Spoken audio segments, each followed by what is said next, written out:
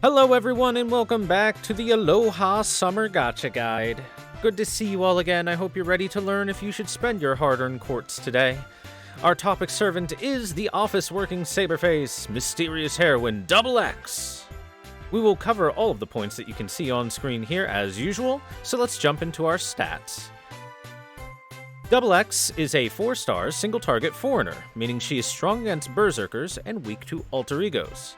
Her attack at level 80 is at 9,751, whilst her HP is at 11,250. Not a whole lot of comparison in the foreigner class to compare that with, but compared to overall servants, a little bit low on both fronts, not particularly high on either. Her hidden stats show that her MP generation on attack is 0.64, a little bit above average, so that's pretty nice. As for her cards, we have 4 hits on her quick, 3 hits on her arts, 4 hits on her buster, and 4 hits on her extra. Pretty average on the hit count overall, slightly above average even, but pretty decent. Her star weight, aka priority for star absorption, is 147. This is pretty decently above average. That makes it pretty easy to grab stars on her, so not bad at all. And her star generation is at 15%, also pretty decently above average. Not the highest, but certainly over the average. Now, looking into her deck and NP, she is a servant with 1 quick card, 2 arts cards, and 2 buster cards, our standard 2-1-2 deck. Her noble phantasm, ether space, yet lawful. Regulation of the aether cosmos. Or Twin Miniad Disaster, Sapphire Galaxy Id Est Cosmos, it has 2 names, is a single target Arts Noble Phantasm. It has 4 hits, it'll deal damage to the enemy, it'll deal bonus damage, 150% bonus to Saber class servants, or any servant that is originally a Saber class and is now an off class.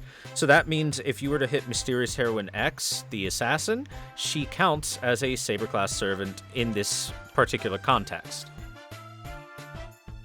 And finally, it increases her attack for 1 turn before hitting, between 20 to 60% based on overcharge. So, continuing with the theming of Mysterious Heroine X, she is really good at murdering saber faces. Even if she doesn't have a class advantage, she gains a nice extra damage boost on her NP for it. Not bad at all, but kind of very niche. Kind of a really, really niche NP. Now, onto her passives. Her first passive is Existence Outside of the Domain D. It gives her 2 critical stars per turn and 4% debuff resist. Next, we have Cosmo Reactor B. Increases her critical star generation rate by 8%. Independent Action A increases her own critical damage by 10%. And Riding A increases her quick performance by 10%. Overall, okay passives. Nothing that particularly leaps out at me. That her best one is obviously Independent Action. Existence Outside the Domain doesn't give her a whole lot. Cosmo Reactor is okay. And Riding, she only has a singular quick card. So while Riding is usually good, not going to do a whole lot for her. Overall, meh, but hey, Independent Action's good. Onto her skills. Her first skill, we have Piloting. This gives her an invincibility for 1 turn and increases her attack between 30 to 50% for that turn. Simple but pretty strong 1-turn buff. Not bad, not bad. Next up, we have Detective's Instinct. This produces between 10 to 20 critical stars based on level, and oddly enough, reduces her own critical star absorption for that turn between 50 to 100% lower absorption. This is some weird version of Instinct, it's just Instinct, that lowers her own star absorption. It's like a more supportive version of it, but is attached to a damage dealer who wants to use the stars herself. So, yeah, not the greatest. Not the greatest. Finally, her third skill, Justice from the Ends of the World. This gives her invincibility piercing for 1 turn, charges her NP gauge between 20 to 30% based on level, and increases her damage to threats to humanity enemies for 1 turn between 30 to 50%. Now, while the increased damage to threats to humanity enemies may seem nice, and you might think, oh, there's got to be a lot of threat to humanity enemies, because after all, almost everything we face in the main storyline is technically a threat to humanity, right? Well, you're wrong. There are not a lot of threat to humanities. In fact, there are a total of about 13 threat to humanity enemies in the entirety of the game, with one of them being a berserker. They are as follows: Abby, Summer BB, Gorgon, Hokusai, eventually Hokusai Saber, Mecha Ellie-chan Mark 1 and Mecha Ellie-chan Mark 2, and the Fantasy Trees. And finally, a foreigner who hasn't been released yet, Yang Guifei. Out of all of those, one of them is a berserker. So that means that her highest damage output is extremely niche. That is really unfortunate. Really unfortunate. So that damage boost is very often non-existent. Well, what materials do we need to level these skills for her? Unfortunately, Double X is quite expensive overall, because every single level requires some sort of material to level up, rather than our usual skill gem stuff. So each skill will require 8 Proofs of Heroes, 8 Dragon Fangs, 10 Eternal Gears, 10 Medals of Great Knights, 10 Aurora Steels, 12 Giant's Rings, 12 Primordial Lanugos, and 12 Dragon's Reverse Scales. So to max her out, you're going to be spending 24 Proofs, 24 Fangs, 30 Gears, 30 Medals, 30 Steels, 36 Rings, 36 Lanugos, and 36 Reverse Scales. None of them are a large requirement, but there's so many materials that you need, it's easy for someone to be a bit low on one of them. And because of all of these materials necessary, overall I call this a pretty expensive set of skill leveling. So, how does she stack up to her competition? Is this warranted? Well, she's the only 4-star foreigner in the game, so she doesn't have any direct competition. The closest thing we have is Abby. Oh no, Abby is now pointing her tentacle at MHX. Well, as expected, Abby, being the 5-star, does more damage and has more health. The only real area where Double X beats her out is in her ability to gain NP charge.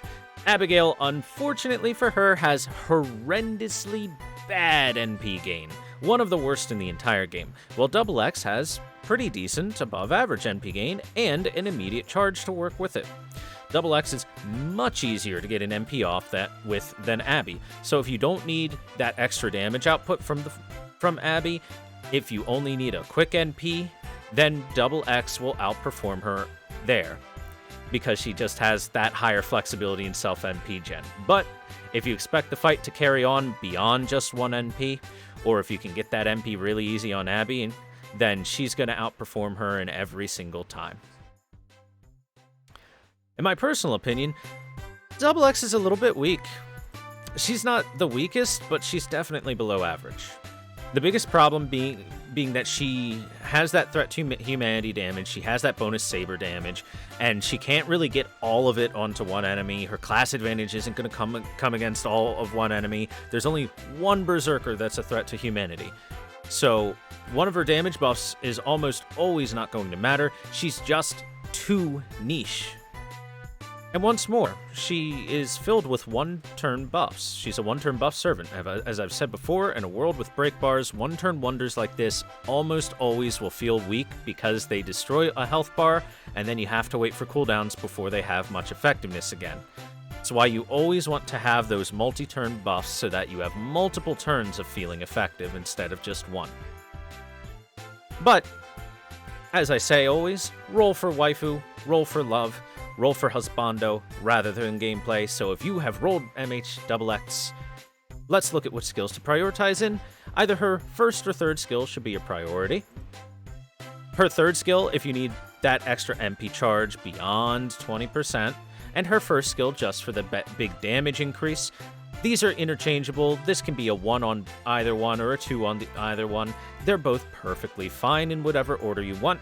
With her middle skill, her instinct skill, her crappy instinct skill being the worst skill to level up. It gets you 10 extra stars, which is kind of nice, but it also gets you 50% less star gathering on a damage-dealing servant.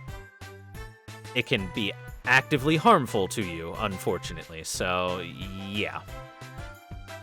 Now, as for craft essences to equip her with, she is an arts-focused servant who is good at 1 turn of powerful MP mainly, so you can do that mainly for her, but with that star production, she can be run as a semi-support with a more main damage dealer.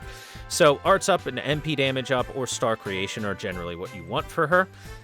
Painting Summer has 10% arts up, 10% MP generation up, and 50% starting NP, while Dive to Blue has 10% arts up, 10% MP damage up, and 50% starting MP charge. These are 2 summer event craft essences that you should have an easy time having a max limit broken version of, especially if you have MHXX, as Painting Summer is in this event and guaranteed to max limit break.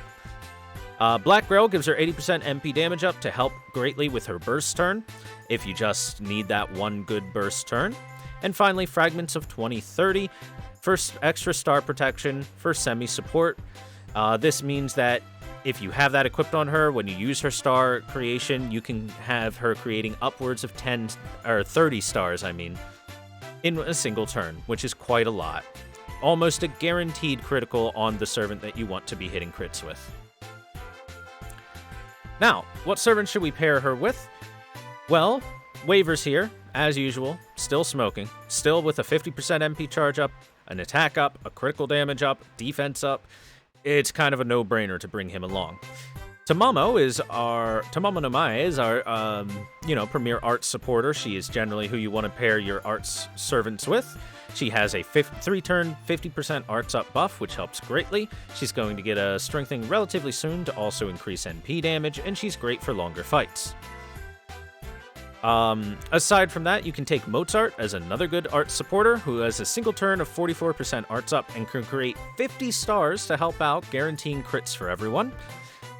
And I do believe that XX is another servant that you often don't want to be your main damage dealer, and you want to pair her with another damage dealer, have her kind of semi-support. So Abby, being the other single target foreigner in the game, is a wonderful choice as your main damage dealer, while XX helps out producing some stars and a little bit of extra damage for good effect. So Too Long Didn't Watch, she's honestly not a great role. She's pretty weak. She's not the worst out there, but she's far from strong. She's a 1-turn wonder with an extremely niche set of targets. She'll almost always be outperformed by another servant, especially due to her class having a very small set of enemies to go for. But hey, if you do need a really good reason to roll for her, she's an incredibly beautiful Artoria, and who doesn't want a beautiful Artoria on their team? So let me know your opinions on Mysterious Heroine XX. If you enjoyed the video, follow me on Twitch, join the Discord, all that stuff. Thank you guys so much for watching, and I'll see you next time.